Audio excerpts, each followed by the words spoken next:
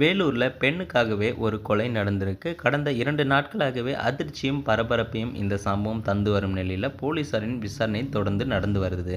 இது தொடர்பான பல்வேறு பகீர் தகவல்கள் போலீஸ் தரப்பில் வெளியாகியும் இருக்கு. திருவண்ணாமலை மாவட்டம் ஆரணி பகுதியைச் சேர்ந்த டேனி வளனரசு. இவருக்கு 19 வயதாகுது. வேலூரில் உள்ள தனியார் கல்லூரியில் BA 2ஆம் ஆண்டும் படிச்சு வராரு.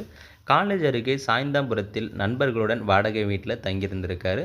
செமஸ்டர் விடுமுறையில் அனைவரும் ஊருக்கு சென்ற நிலையில் டேனி மட்டும் டிசம்பர் 31ஆம் தேதி இரவு தனியாக வேலூருக்கு திரும்பியிருக்காரு. அதன் பிறகு பெற்றோரிடம் தகவல் தெரிவிக்காதால் சந்தேகம் ஏற்பட்டிருக்கு. செல்போனும் சுவிட்ச் ஆஃப் ஆன நிலையில் இருந்திருக்கு.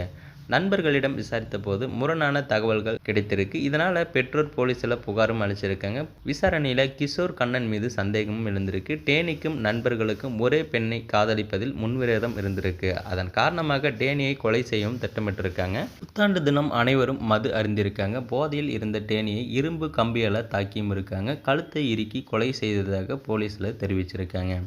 சந்தேகம் வராமல் இருக்க விபத்து போல் காட்ட முயன்ற சடலத்தை பைக்கில் எடுத்துச் சென்று சுமார் 12 கிலோமீட்டர் தூரத்தில் தமிழக ஆந்திர எல்லையில் சித்தப்பாறை மலையடிவாரத்தில் வீசியும் சென்றிருக்காங்க.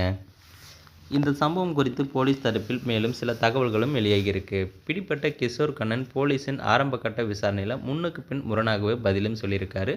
அதாவது கடந்த 1ஆம் தேதி புத்தாண்டு இரவு சாய்ந்தாபுரத்தில் உள்ள வாடகை வீட்டிற்கு கிஷோரும் பார்த்தசாரதி வந்து பார்த்தபோது டேனி வளனரசு இரத்த வெள்ளத்தில் உயிருக்கு போராடி கொண்டிருந்தார். என்னை 4 பேர் அடித்து விட்டனர். நான் உயிர் பிழைக்க மாட்டேன். இந்த தகவலை வீட்டிற்கு சொல்ல வேண்டாம் என்று சொல்லிவிட்டு சிறிது நேரத்தில் இறந்து விட்டாராம். எனவே நண்பர்கள் 2 பேரும் டேனியின் உடலை பைக்கில் எடுத்துக்கொண்டு தமிழக ஆந்திர எல்லையில் உள்ள மலையடிவாரத்தில் வீசிவிட்டு வந்ததாக போலீஸில் சொல்லியிருக்காங்க. ஆனால் இதை போலீசார் நம்பவில்லை. அதன் பிறகு தங்கள் பாணி விசாரணையை போலீசார் மேற்கொண்டிருக்காங்க. டேனியை கொலை செய்ததை கிஷோர் கண்ணன் ஒப்புக்கொண்டிருக்காங்க. புதுச்சேரியைச் சேர்ந்த பார்த்தசாரதி தன்னுடன் படிக்கும் மாணவி ஒருவரை காதலிச்சிருக்காரு. ஒரு கட்டத்தில் அந்த மாணவி மீது டேனி வளனரசுக்கு காதல் ஏற்பட்டிருக்கு. அந்த பெண்ணிடம் தொடர்ந்து தன்னுடைய காதலை வலியுறுத்தி வந்ததாகவும் தெரிவிச்சிருக்காங்க. இதை அறிந்த பார்த்தசாரதி தன்னுடைய நண்பன் கிஷோர் கண்ணனிடம் இது குறித்து முறையிட்டிருக்காங்க. பிறகு பார்த்தசாரதி, கிஷோர் இருவரும் சேர்ந்து டேனியிடம் இது தவறானது, ஒருவர் காதலிக்கும் பெண்ணை நண்பனை அபகரிக்க பார்ப்பது சரியல்ல என்று கண்டிச்சும் இருக்காங்க.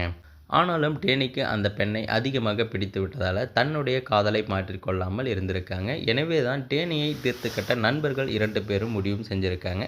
அதன்படி சம்பவத்தன்று இரவு டேனி வளனரசுவை இரும்பு ராடால் தாக்கி கொலையும் செஞ்சிருக்காங்க. பிறகு சடலத்தை ஆந்திர எல்லைக்கு எடுத்து சென்று வீசியிருக்காங்க.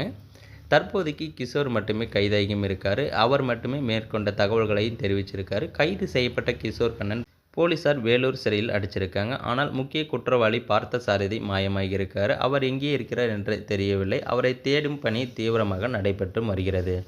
ஸோ இந்த தகவலை பற்றி நீங்கள் என்ன நினைக்கிறீங்கன்றதை மறக்காமல் கமெண்ட்டில் சொல்லுங்கள்.